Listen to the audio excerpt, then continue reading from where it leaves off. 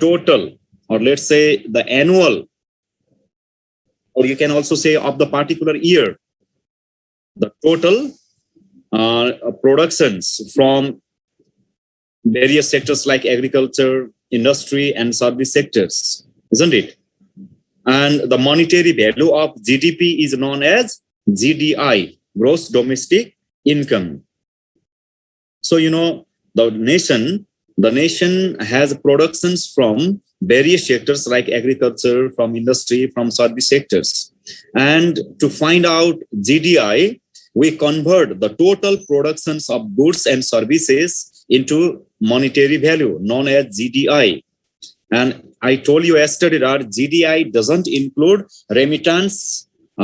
Remittance means the income from abroad, isn't it? Whereas when we talk about GNP, gross national product, isn't it? GNP includes both GDP as well as remittance, but it excludes the income contributed by the foreigners who stay in our country. So today we are going to talk about differences between GDP and GNP.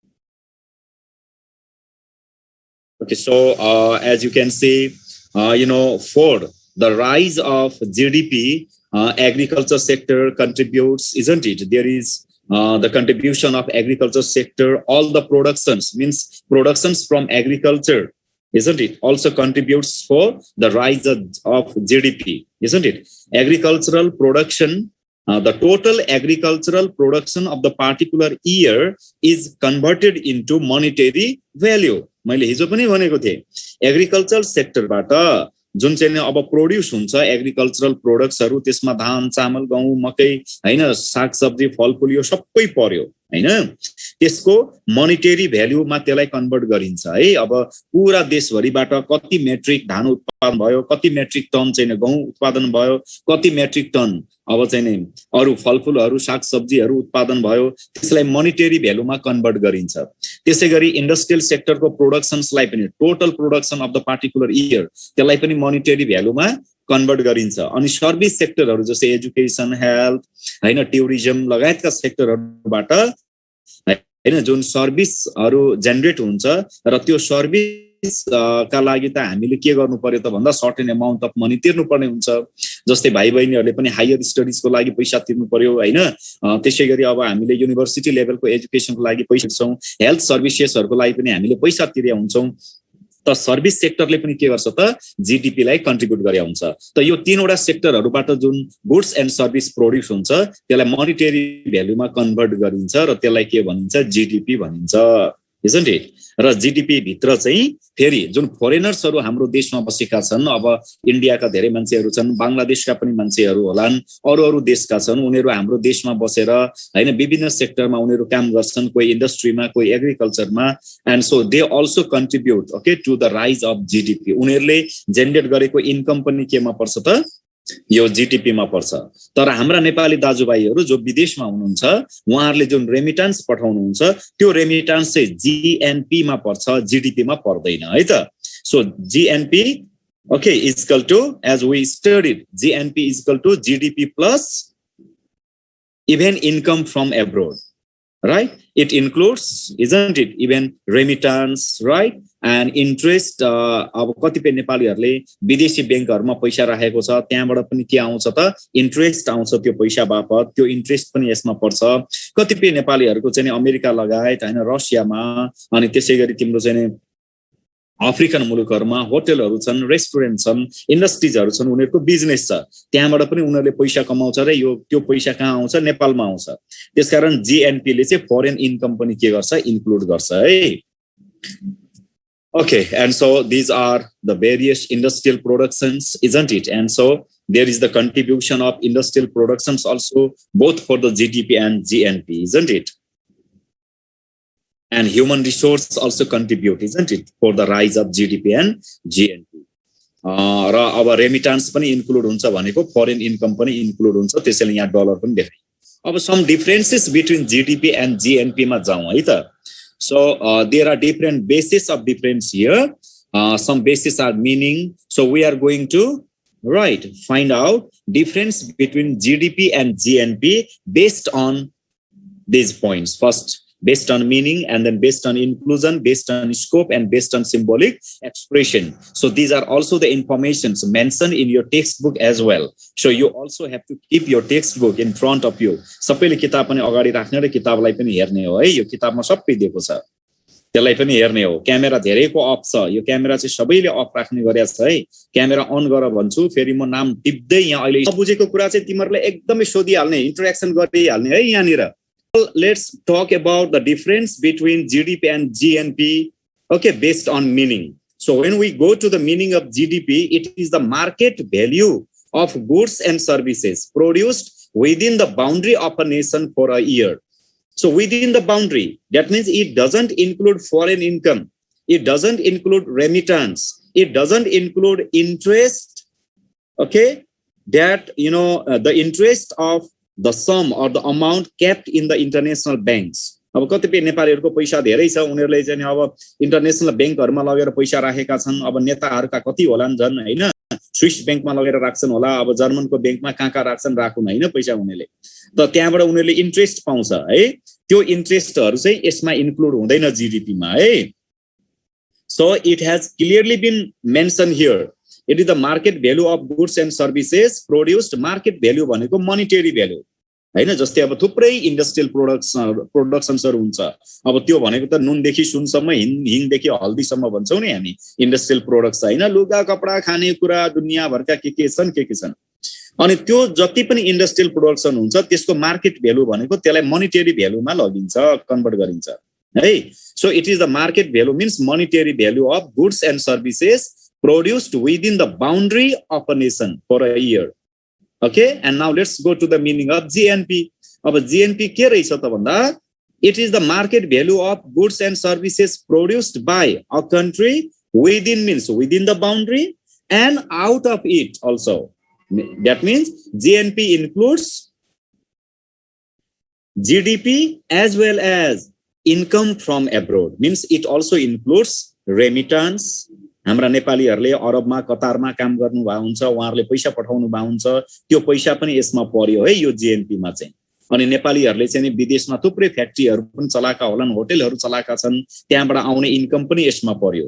अब जो नेपालीहरुको international बैंकहरुमा पैसा छ त्यहाँबाट interest आउँछ, त्यो पनि यसमा पर्यो है। So GNP is broader in scope than the GDP. GDP चाहिँ within the boundary of nation भयो, its scope is limited, isn't it? But when we go to GNP, its scope is wider, means broader. It includes GDP plus income from abroad, okay? Even the remittance. Now, our inclusion ko आधारमा जाँदा, it includes agricultural goods, industrial goods, and services. Means monetary value even from the service sectors. अब यो service सेक्टरमा मैले भनिसके, अब एजुकेसनहरु भनेको, हेल्थहरु भनेको सबै सर्भिस सेक्टरमा पर्छ। हामी सर्टेन फी तिर्छौं र त्यहाँबाट हामी सर्भिस लिन्छौं हैन। नोबेल हस्पिटलमा गयौं भने हामीले अब कुनै ट्रिटमेन्ट गर्नुपर्ने छ भने first of all you have to pay certain amount of money, you have to deposit money, isn't it? पैसा पहिला तिर्छौं अनि हामी मेडिकल ट्रिटमेन्ट सर्भिसको रूपमा त्यहाँबाट हामी लिन्छौं। Now when we go to GNP, it includes these all, means agricultural goods, industrial goods, services, okay, and net income from abroad also, isn't it? And we make net income from abroad through export and import, हैन। अब net income भनेको त export र import बाट हुन्छ भनेको हामीले अब जस्तै यदि इम्पोर्टमा हाम्रो पैसा धेरै गएको छ भने हामीले त अझ we have to face trade deficit, व्यापार घाटा नै हुन्छ। अब इम्पोर्ट भन्दा धेरै हाम्रो एक्सपोर्ट भएको छ भने चाहिँ हामी के गर्छौं त, we can earn foreign currencies। मानिलियौं एक वर्षमा हामीले हैन अब 100 मिलियन को हामीले एक्सपोर्ट गर्यौं, हामीलाई इन्टरनेशनल करेन्सीज आयो हैन। तर यदि हामीले इम्पोर्टमा चाहिँ 50 मिलियन मात्रै खर्च गरेको छौं भने हामीले चाहिँ फरेन इन्कम गर्यौं, हाम्रो यो इन्टरनेशनल ट्रेड चाहिँ प्रॉफिटमा गयो। तर अब एक्सपोर्टबाट चाहिँ हामीले 50 रुपैयाँ कमाएका छौं, तर इम्पोर्टमा चाहिँ अब 500 गएको छ भने त हाम्रो व्यापार घाटा छ, right? We are in loss, isn't it? I think you understand. Now when we talk about scope, So GDP has a narrower scope because it is limited within the boundary of nation. But when we talk about GNP, it has a wider scope because it also goes across the border also. It includes income from abroad as well. Now, when we go to symbolic expression, then we express GDP as A plus I plus S. A stands for agriculture, I for industry, and S for services. And when we go to GNP, then we symbolically we express GNP as GDP plus X minus M. X stands for export and M stands for import. Right? Our export minus import. Our export बढी छ भने हामीले income गरेका छौं. अब होइन हाम्रो इम्पोर्टमा बढी पैसा खर्च भएको छ भने हामी घाटामा छौं. घाटा यो जीएनपी पनि घाटामै जान्छ क्या त्यो. हैन जीएनपी पनि घाटामै देखिन्छ अनि त्यो है. So these are the symbolic expressions, okay, of these two. Now, do you have anything to ask? Any of you, any confusion? के हो भनेर बुझ्ने है. अब यसलाई हामी पर हेड इन्कम पनि भन्छौं. Got it? So the average annual income of the citizens of a country is PCI. So when we talk about PCI, it is the average annual income, and it differs from one year to another year. जस्तै अहिले COVID-19 ले, isn't it? COVID-19 has very badly affected almost all areas, agriculture, industry, as well as service sectors. सबैभन्दा बढी त service सेक्टरलाई यसले के गरेको छ त इफेक्ट गरिएको छ हो कि हैन. त्यसकारण अब the per capita income of the year 2077 and 78 can decrease. यो डिक्रिज पनि हुन सक्छ किन भन्दा COVID has very badly affected so many areas. अब यदि अफेक्ट गरेको छैन सबै एरियाजहरु, if there is very good movement, okay, if all the areas are operating very smoothly, isn't it, and in a good way, then PCI goes up. PCI माथि पनि जान्छ हैन.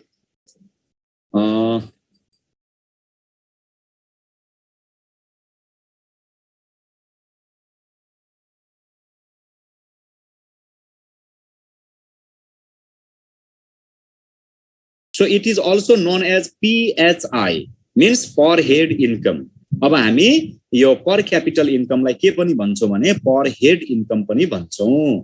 हामी टोटल पपुलेसन जति छौं सबैको टाउकोमा पर्ने इन्कम हो क्या यो हैन.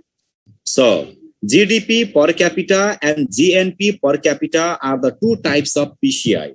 अब यो PCI लाई पनि हामी GDP per capita र GNP per capita, यदि हामीले टोटल GDP लाई टोटल पपुलेसनले डिभाइड गर्यो भने त्यो जीडीपी पर क्यापिटा आयो. यदि जीएनपी लाई टोटल पपुलेसनले डिभाइड गर्यो भने त्यो जीएनपी पर क्यापिटा आयो. Are you getting me or not? Total पपुलेसनले जीडीपी लाई डिभाइड गर्यो भने के आयो? GDP per capita. र यदि जीएनपी लाई टोटल पपुलेसनले डिभाइड गर्यो भने के आयो? GNP per capita. Okay. Now, GDP per capita means GDP divided by total population, and GNP per capita means GNP divided by total population. Clear? Go ahead. For real economic development, a country's GDP per capita should be high. Lokesh, Babu, के भयो? Sir अहिलेको स्लाइडमा screenshot लिन आँट्दै उता लग्यो. बाबु लो त्यो त जति चोटी लिनु भने नि हेर त. For real economic development, a country's GDP per capita should be high. अब वास्तवमा एउटा देश कतिखेर चाहिँ धनी हुन्छ त भनेको economic development in real term हैन. कतिखेर हुन्छ त भन्दा जीडीपी पर क्यापिटा चाहिँ हाई हुनु पर्यो. The per capita income is generally calculated and expressed in the US dollar. अब हामी जहिले पनि पर क्यापिटा इन्कमलाई US डलरमा एक्सप्रेस गर्छौं. त्यसलाई हामी नेपाली करेन्सीमा गर्दैनौं. किन भन्दा अब वर्ल्ड वाइड रूपमा चाहिँ हेर है, ग्लोबली विश्वभरि चाहिँ अब कारोबार गर्दाखेरि इन्टरनेशनल हैन, इन्टरनेशनली व्यापार बिजनेस ट्रेडहरु गर्दाखेरि प्राय के गरिन्छ त डलरमै गरिन्छ हैन. किन भन्दा अब अमेरिकन डलरको विश्वभरि एक प्रकारको के छ त भन्दा इन्फ्लुएन्स छ, डोमिनेन्स छ. Right? Means US dollar has very wider scope. It has global scope हैन. जति पनि इन्टरनेशनल डिलिङहरु हुन्छ, व्यापार बिजनेस हुन्छ, त्यो सबै डलरमा हुन्छ है। त्यसकारण कुनै पनि देशको पर क्यापिटा इन्कमलाई केमा एक्सप्रेस गरिन्छ? युएस डलरमा गरिन्छ। अब त्यसलाई हामीले केमा कन्भर्ट गर्दा भयो? हाम्रो नेपाली पैसामा चाहिँ कति हुँदो रहेछ भन्दा अनि त्यो अब युएस डलरमा भएको पर क्यापिटालाई त्यसलाई हामीले नेपाली करेन्सीमा आजको भेलुमा अमेरिकन करेन्सीको आजको भेलु कति छ त्यस अनुसार कन्भर्ट गर्दा त हामी बुझिहाल्छौँ।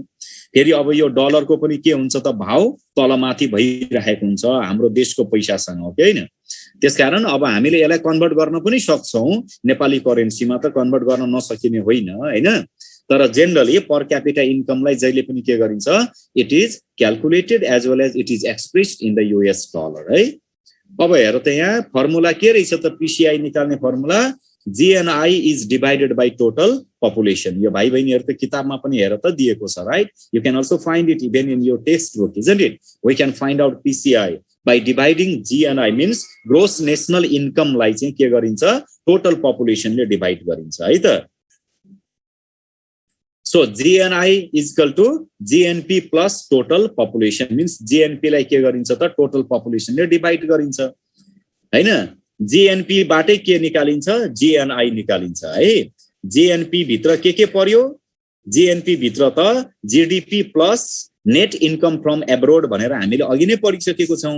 अब त्यो जीएनपी लाई टोटल पपुलेसनले डिवाइड गर्यो भने जीएनआई आउँछ, अनि त्यो जीएनआई लाई चाहिँ टोटल पपुलेसनले डिवाइड गर्यो भने पीसीआई आउँछ, भनेको पर क्यापिटा इन्कम आउँछ। लोकेश बुझ्दैछौ बाबु यो? Now countries of the world in terms of economic development भन्यो। अब एउटा कुरा भन त प्रीति, यु हेभ रेज्ड ह्यान्ड। ल प्रीति बनाउने हो भने हामी विश्वका देशहरूलाई तीनवटा ग्रुपमा बाँड्न सक्छौं। The developed countries like America, German, Japan, France, Russia, we call them developed countries because they have very high income. Their PCI, their GNI, isn't it? These things are quite high, higher than 12,615 at least in dollar, US dollar. So their per capita income as well as their gross national income is also quite higher. So we call them developed countries. यसलाई हामी विकसित मुलुक भनेर भन्छौं र यिनीहरुलाई अझ हामी first world countries पनि भन्छौं. Mind it, we also call them first world countries. Got it? And the second one is the developing countries. Means these countries are on the progress of making rapid development. हैन, विकासतिर एकदम अगाडि बढिरहेको यसलाई हामी विकास उन्मुख मुलुक भनेर भन्छौं अथवा विकासशील मुलुकहरु पनि भन्छौं. Isn't it? The development is taking place in a rapid pace. Okay. And so we call them middle income countries. Means their PCI and GNI is right in the middle range between US dollar 4,086 to dollar 12,615. अब यो 12,615 भन्दा below तर 4,086 भन्दा माथिको income भएको यिनीहरु चाहिँ middle level of कन्ट्रीजहरु भए, यिनीहरु developing कन्ट्रीजहरु भए. यसमा जस्तै अब इन्डिया पनि पर्छ डेभलपिङ कन्ट्रीमा, अनि एसियाका थुप्रै देशहरु डेभलपिङ कन्ट्रीजमा पर्छ. हाम्रो नेपाल पनि डेभलपिङ कन्ट्रीजमै पर्छ. हामी पनि विकासमा अगाडि बढ्दै गरेको देश हो, हैन? And then the least developed countries भन्छौं. अब अहिले चाहिँ थुप्रै अफ्रिकन कन्ट्रीजहरु हैन, जुन देशमा एकदम धेरै एक्सट्रीम पोभर्टी छ, जुन देशमा चाहिँ एकदम हैन वारहरु बढी भइरहेको छ हैन, अनि जेन्डर डिस्क्रिमिनेसनहरु एकदम धेरै छ, पोभर्टी एकदम धेरै छ, त्यो देशहरु यसमा पर्छ. So most of the African countries which are suffering from war, conflict, hunger, disease for a very long time. So we call them the least developed countries.